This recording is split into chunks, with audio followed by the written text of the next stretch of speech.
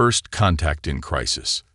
The Zircali mining colony of Helios 9 had never witnessed anything like it. The massive solar storm approached their position with devastating intensity, its electromagnetic tendrils reaching across space like the hungry fingers of some cosmic beast. Commander Vaxtol stood at the colony's primary observation deck, his crystalline exoskeleton reflecting the approaching doom in fractals of angry red and orange. Evacuation status. He clicked to his second-in-command, trying to keep the tremor from his neural frequencies. 30% of our population is secured in the deep shelters, Kamal responded, her own crystalline form dulled with stress. But our shields won't hold against a storm of this magnitude. We're looking at total colony failure within 6 hours. The Zircali had built their reputation on being the galaxy's premier mining engineers, their crystalline bodies perfectly evolved for detecting and extracting rare minerals from the most hostile environments. But they had never anticipated a solar event of this scale. Their defensive systems, among the most sophisticated in known space, were designed for normal stellar activity, not this monster bearing down on them. The colony's distress beacon pulsed across space, its quantum signal reaching out to the nearest Galactic Alliance outposts. The responses were swift but uniform, impossible to approach during such severe solar activity. The Alliance's greatest ships, with their delicate quantum drives, would be crippled by the electromagnetic interference. The 8,000 Zircali colonists were, effectively, on their own. Then came the message that changed everything. Unknown vessel approaching at sublight speed. The sensor operator announced. It's using primitive fusion drives. Vaxtol's crystalline appendages shifted in confusion. Primitive. Display. The holographic projection showed a vessel unlike anything in Alliance records. It was ugly by Zircali standards, all sharp angles and exposed structural elements, with massive radiator panels extending like wings. It looked less like a spaceship and more like a mobile construction platform. "This is Captain Maya Patul of the Earth vessel Thunderchild." A transmission cut through the static. "We picked up your distress signal. Looks like you could use a hand." Earth. The newest and most controversial addition to the galactic community. The humans had barely achieved faster-than-light travel, yet they had the audacity to respond to a crisis that the Alliance's finest deemed impossible. "Human vessel," Vaxtol responded. "This storm will destroy any ship that approaches. Your primitive systems are exactly what you need right now," Captain Patil interrupted.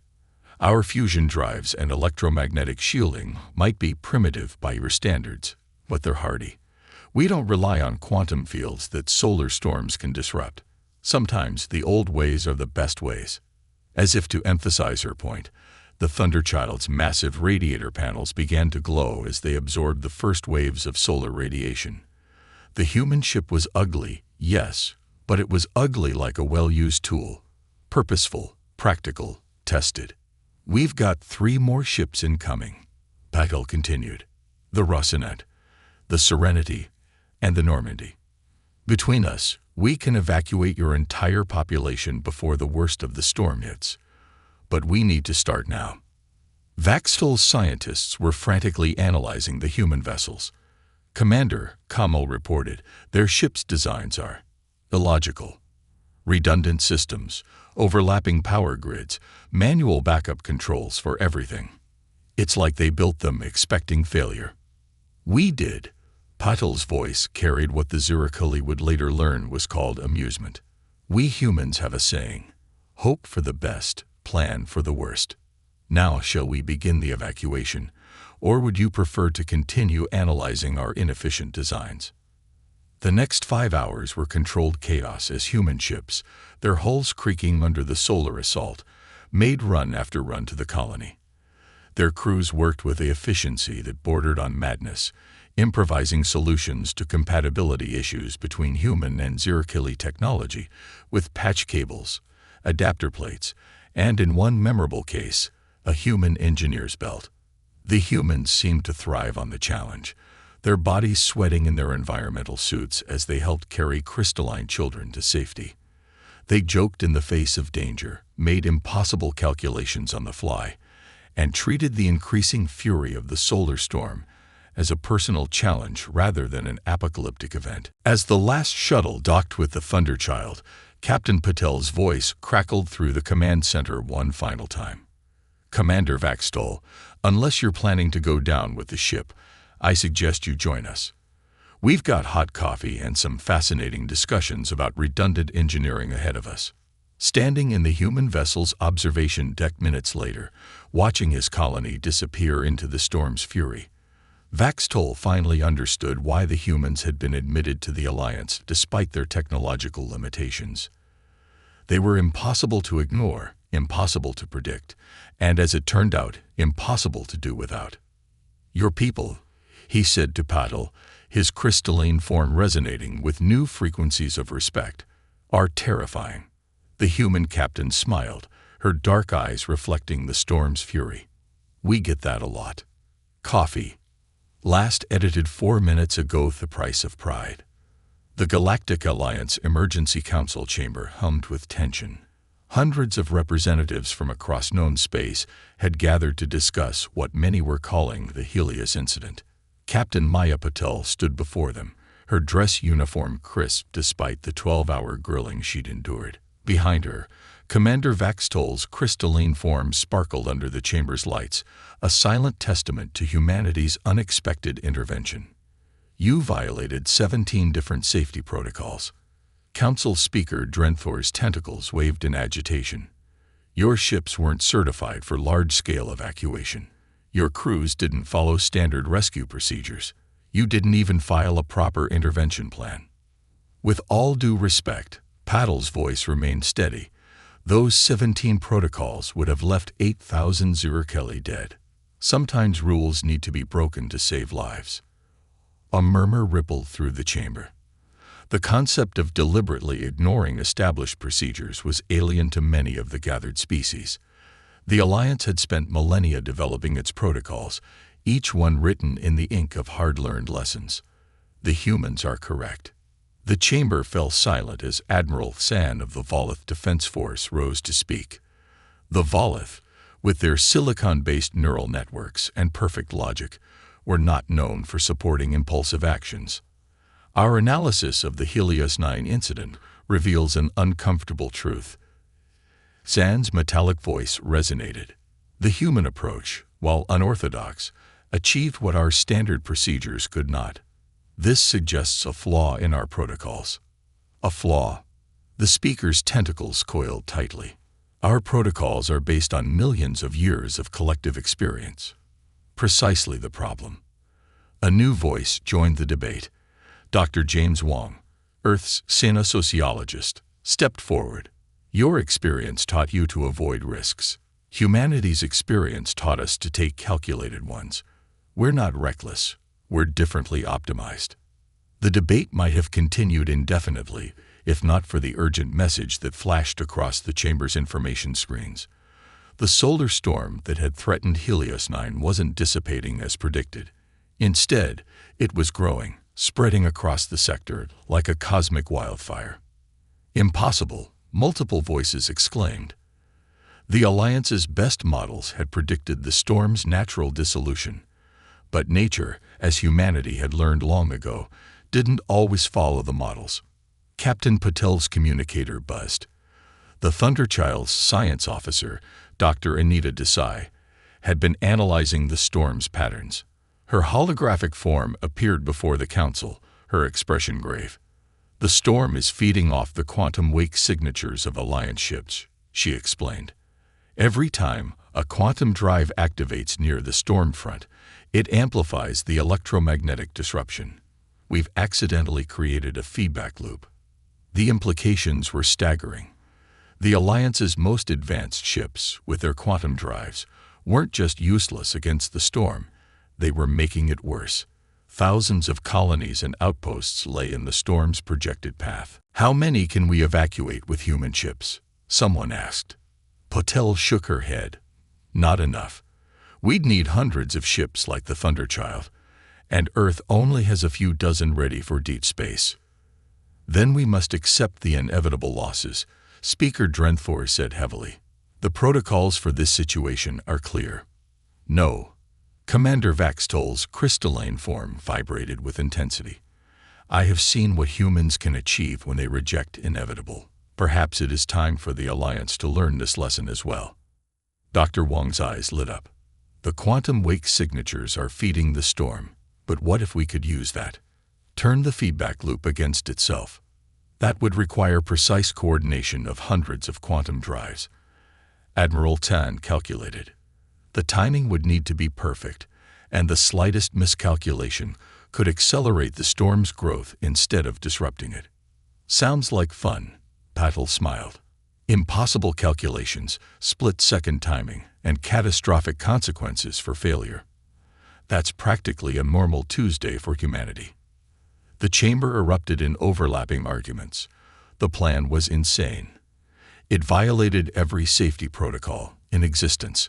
The mathematical models alone would take weeks to compute, but as the debates rage, human ships were already moving into position. The Thunderchild, Rossinet, Serenity, and Normandy would serve as coordination points, their primitive systems immune to the storm's interference. They would be the conductors in this symphony of controlled chaos. The Alliance has spent millennia learning to avoid disasters. Patel addressed the Council one final time. Humanity spent those same millennia learning to survive them. Let us show you how. As the chamber descended into further argument, Commander Vaxtol moved to stand beside the human captain. They fear your methods because they cannot predict them, he observed. Good, Patel replied, already reviewing preliminary coordination plans on her tablet. The storm can't predict us either. Calculated chaos. 342 Alliance ships hung in space like a glittering constellation, their quantum drives humming with potential energy. At strategic points between them, 4 human vessels maintained position, their fusion reactors burning steady against the solar storm's fury. Captain Maya Patel's voice cut through the static on all channels. Remember, everyone, this is a symphony, not a shotgun blast. Each quantum pulse must be precisely timed. Dr. Desai, are the calculations ready? In the Thunderchild's makeshift command center, Dr. Anita Desai stood surrounded by holographic displays, her dark hair escaping its tight bun after 30 hours of continuous work. Alliance scientists hovered nearby, their various anatomies betraying universal signs of anxiety. Final simulations complete, Desai confirmed, her fingers dancing across multiple interfaces. I've distributed the timing sequences to all ships.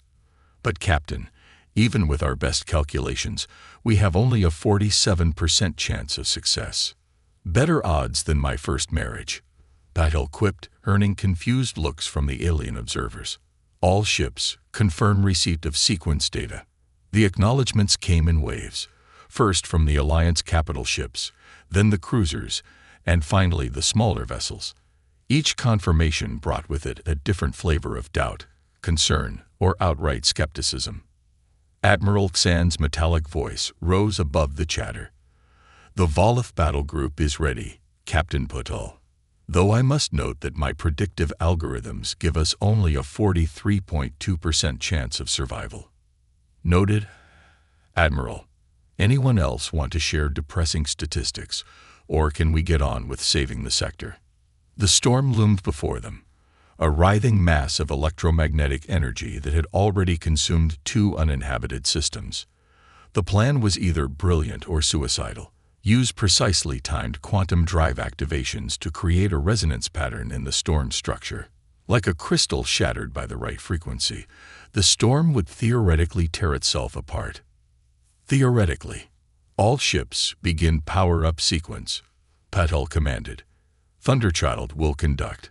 Follow your timing marks exactly. The human ships began broadcasting a countdown, synchronized across all channels. In the space between seconds, Patel felt the weight of 8 million lives in the storm's path. The Alliance Council had argued for days, but in the end, they'd chosen to trust humanity's insane plan over certain death. Quantum sequence initiating in 5, 4, 3. The first wave of ships activated their drives in perfect harmony. Space itself seemed to shiver as hundreds of quantum fields blossomed simultaneously. The storm's outer edges began to ripple, responding to the artificial resonance. Second sequence in 3, 2, 1. Another wave of quantum activations. The storm's structure began to fluctuate wildly. Emergency alerts blared across multiple ships as their sensors struggled to cope with the electromagnetic chaos. "We're seeing pattern amplification," Dr. Desai reported, her voice tense. "The storm's energy is concentrating exactly as predicted. But wait, something's wrong." The storm's reaction was stronger than their models had predicted. Much stronger. Energy patterns that should have taken minutes to develop were forming in seconds. The carefully orchestrated resonance was accelerating out of control. "All ships, hold position," Patel ordered, but the storm's interference was growing. Communications became sporadic, filled with static and distortion. Commander Vaxtol's crystalline form vibrated with alarm. "The energy readings are exceeding our models by 300%. At this rate, the storm will collapse into a quantum singularity," Desai finished. "Captain, we need to abort. If we abort now, the backlash will destroy half the fleet," Patel cut in. "We've started this dance. We have to finish it." She switched to the emergency broadcast channel. "All human ships, switch to backup protocol Sierra 9. The Alliance representatives present erupted in confusion. There had been no backup protocol in the briefings, no alternate strategy discussed with the Council. "Captain," Admiral Tsan's transmission barely cut through the interference. "What is Protocol Sierra 9? "Something we hoped we wouldn't need," Patel replied. "Humanity's specialty, controlled chaos. All Alliance ships, maintain your current positions. Let us handle this." The 4 human ships suddenly broke formation, their fusion drives flaring as they charged directly into the heart of the storm. Alliance observers watched in horror as the primitive vessels navigated the electromagnetic maelstrom, positioning themselves at seemingly random points within the chaos. "This is insanity," someone breathed. "They'll be torn apart." But the human ships held together, their reinforced hulls groaning but holding. At Patel's command, each vessel activated a series of electromagnetic pulse generators, technology the Alliance had abandoned centuries ago as too crude and dangerous. "When in doubt," Patel's voice crackled through the static, "fight fire with fire. All human ships, pulse sequence on my mark." The pulses began, not in the precise patterns of the original plan, but in a wild, almost musical rhythm. The storm's energy patterns, already destabilized by the quantum resonance, began to shift and break apart in new ways. They're improvising, Desai realized, watching the energy patterns change, using the storm's own chaos against itself. It's like jazz with electromagnetic pulses. The storm's structure began to dissolve, not in the controlled manner they had planned, but in a cascade of electromagnetic release that somehow, impossibly, remained just shy of catastrophic. Where precision had failed, controlled chaos was succeeding. After what seemed like hours but was actually only minutes, the storm broke apart into harmless eddies of electromagnetic energy. The human ships emerged, their hulls scorched and their crews exhausted, but victorious. In the stunned silence that followed, Admiral Tsan's voice carried a note of what might have been awe. "Captain Patel, Protocol Sierra 9 was not in any of the briefing materials." "No," Patel agreed, allowing herself to finally relax in her command chair. "Because sometimes, Admiral, the best backup plan is the one your opponent, or your allies, never see coming." The breaking point. In the aftermath of Protocol Sierra 9, the Alliance's Emergency Response Center buzzed with frantic activity. Holographic displays showed the dissolving remnants of the solar storm, while damage reports flooded in from hundreds of ships. But it was the data streaming from the sector's quantum communication network that had everyone truly concerned. "The network is destabilizing," Dr. Desai announced, her voice hoarse from exhaustion. The combination of quantum resonance and electromagnetic pulses has created microfractures in the quantum substrate. The entire sector's FTL communications could collapse within hours. Captain Patel, her uniform still singed from the storm, studied the shifting patterns on the main display. The quantum communication network was the backbone of Alliance civilization, enabling faster-than-light communication across thousands of light years. Its loss would effectively isolate dozens of systems. Can we stabilize it? Admiral Tan asked, their metallic form reflecting the emergency lights. Not with conventional methods, Desai replied. The damage is too widespread, and attempting to repair one section could accelerate the collapse of others. Commander Vaxtol's crystalline structure pulsed with concerned frequencies. Without the network, we cannot coordinate relief efforts to the systems affected by the storm. Millions could die from secondary effects we cannot even warn them about. The Alliance Council representatives present were already preparing emergency protocols for network failure. Their civilization had grown dependent on instant, faster-than-light communication. The logistics of returning to light-speed limited contact were nightmarish. There might be a way. A new voice cut through the chaos. Dr. James Wong stepped forward, tablet in hand. But the Council isn't going to like it. When do they ever? Patil smiled grimly. What's your idea? We repurpose the emergency quantum beacons from our ships, not to transmit data, but to create a temporary quantum web. It won't be as fast or efficient as the Alliance network, but it could bridge the gap until proper repairs can be made. Admiral Tsan's processing lights flickered rapidly. The emergency beacons are designed for distress signals only. Their quantum matrices are too simple for complex data transmission.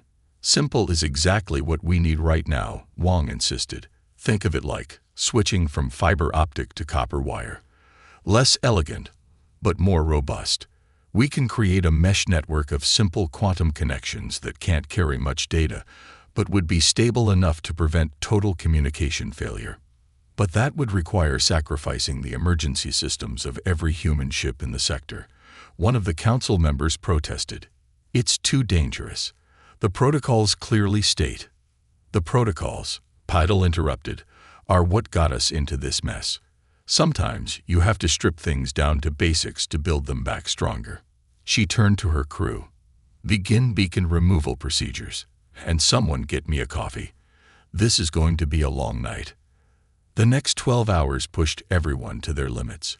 Human engineering teams worked alongside Alliance technicians, teaching them to modify quantum beacons never meant to be used this way. The work was delicate. One wrong connection could cause a cascade failure in what remained of the network. Dr. Desai coordinated the technical aspects, her expertise in quantum mechanics proving invaluable as they essentially rebuilt the sector's communication infrastructure from spare parts. Commander Vaxtol's crystalline engineers provided crucial insights into quantum harmonics, their natural affinity for vibration patterns helping to stabilize the improvised connections. But it was the human capacity for working through exhaustion that truly shocked their allies. Hour after hour, human crews pushed forward, solving problems with a combination of theoretical physics and what they called percussive maintenance. More than one quantum beacon was restored to function by the careful application of a wrench. Your people do not stop, Vaxtol observed, watching a human engineer fall asleep standing up, only to be caught by their colleagues and replaced without missing a beat. Even when your bodies demand rest, you continue. We're stubborn that way, Patil replied, on her 8th cup of coffee. Humanity learned early that the universe doesn't care about our sleep schedules, so we adapted. The impromptu network came online piece by piece. It wasn't pretty. The quantum connections were held together by jury-rate hardware and software patches that would have given Alliance engineers nightmares. But it worked. First test transmission successful, Desai announced, her smile visible despite her exhaustion. We're getting about 15% of normal bandwidth, but the connection is stable. A cheer went up from the human crews. The Alliance representatives looked less enthusiastic, already calculating how long it would take to restore proper service. But Admiral Xan's next words silenced everyone. "We're detecting massive quantum fluctuations from the Carina sector. The network damage was worse than we thought. This is just the beginning." All eyes turned to the long-range sensors. The quantum disruption was spreading, threatening not just communication, but the very fabric of space-time that allowed faster-than-light travel. Their temporary fix wouldn't be enough to stop it. Patel looked at her worn-out crew, then at their equally exhausted alien allies. "Well," she said, somehow managing to sound cheerful, "who's ready for round 2? Evolution through unity."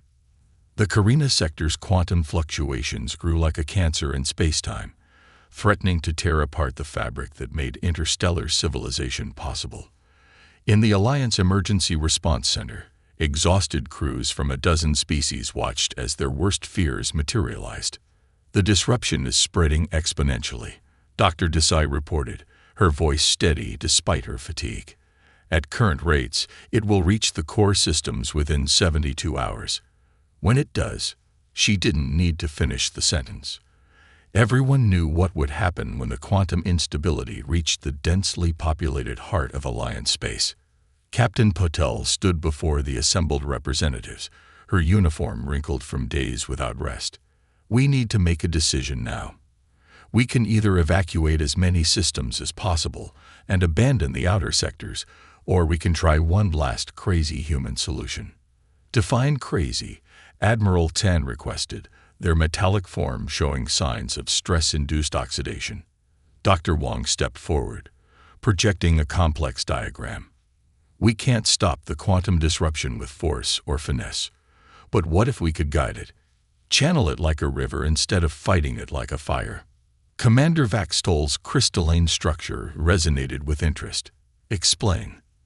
"The disruption is following paths of least resistance through space-time," Wong continued. "If we could create a quantum channel, a controlled path of disruption, we could guide it away from populated systems and into the galactic void." "That's not crazy," one of the Alliance scientists objected. "That's suicide. Creating such a channel would require ships to generate quantum wakes precisely calibrated to draw the disruption. Any miscalculation would instantly destroy the ships and their crews. Which is why human ships will leave the operation," Patel said quietly. "Our primitive fusion drives and redundant systems make us the only ones who could survive long enough to complete the task." The room erupted in argument. The plan was impossible. It violated every known law of quantum physics. It would never work. But underneath the protests was a current of desperate hope. They had seen the impossible become possible before. Admiral Tan's voice cut through the chaos. "The Volith will support this plan. Our predictive matrices suggest a 12.7% chance of success." They paused. "Which, I have learned, is more than enough for humans to work with." Commander Vaxtol stepped forward, his crystalline form glowing with determination. "The Zyrkelli will also assist. Our ability to resonate with quantum frequencies could help stabilize the channel." One by one, other species joined the effort. Each brought unique abilities and perspectives to the problem. The Merax, with their natural temporal sensitivity. The hive mind of the Pritiks, capable of processing vast amounts of data. Even the energy-based core contributed their understanding of subspace dynamics. The next 48 hours were a blur of activity. Human ships were modified with crystalline resonators developed by the Zyrkelli. Volith prediction engines were linked with Pritiks neural networks to calculate the precise path needed. The Merax provided temporal anchors to stabilize the quantum wake. "This is what humanity does best," Dr. Wong observed as they made final preparations. "Not just surviving the impossible, but bringing others together to face it." The operation began with a precision that would have seemed impossible days earlier. 4 human ships, led by the Thunderchild, moved into position at the edge of the disruption. Behind them, Alliance vessels formed a support network, each contributing their unique capabilities to the effort. "Begin quantum wake generation," Patel commanded. All ships, maintain formation. We're going to walk this tiger all the way to the void. The human ships activated their modified drives, creating a carefully controlled quantum wake. The disruption, drawn to the artificial pathway like water flowing downhill, began to follow. Hour after hour, they maintained their course, making microscopic adjustments to keep the quantum instability contained. Ships were lost. The quantum forces they were channeling proved too much for even the most robust systems. But for each vessel that fell back, another took its place. Species that had never worked together before found themselves operating as one, covering each other's weaknesses, amplifying each other's strengths. Finally, after what seemed like eternity, they reached the designated point in the galactic void. Here, where stars were scarce and space itself was stretched thin, they could safely release their dangerous cargo. All ships, prepare for final phase, Patil announced. On my mark, we channel everything we have into one last push. Ready. Mark. The combined fleet acted as one. Human determination, Zyrkali resonance, Volith precision, and the unique abilities of a dozen other species came together in a single, perfectly coordinated effort. The quantum disruption, guided by their combined will, dispersed into the void, its energy spreading harmlessly across millions of cubic light-years of empty space. In the silence that followed, Admiral Tan spoke first. Captain Patel, my predictive matrices calculated only a 12.7% chance of success. How did you know it would work? Patel smiled, looking around at the beings who had become more than allies. They had become a team. We didn't, but humanity learned long ago that statistics are just numbers. What really matters is what we can achieve when we work together. The alliance would never be the same after what became known as the quantum crisis. The protocols remained, but they were no longer treated as immutable law. Instead, they became guidelines, wisdom to be balanced against innovation and intuition. More importantly, the crisis had taught the galaxy's civilizations that they were stronger together than apart. Humanity's primitive solutions had shown them that progress didn't always mean complexity, and that sometimes the best path forward required taking a step back. You know, Commander Vaxtol said as they watched the combined fleet return home, when we first encountered humans, we thought you were terrifying because of your unpredictability. Now we understand. You're terrifying because you make the impossible seem routine, and you convince the rest of us to follow you into that impossibility. That's humanity's real gift to the galaxy, Dr. Wong replied. Not our technology or our methods, but our ability to look at the impossible and say, why not? And in the years that followed, when new crises arose and old solutions failed, the galaxy remembered the lesson learned during those desperate days, that sometimes the most advanced civilization isn't the one with the most sophisticated technology, but the one that never stops trying to find a better way.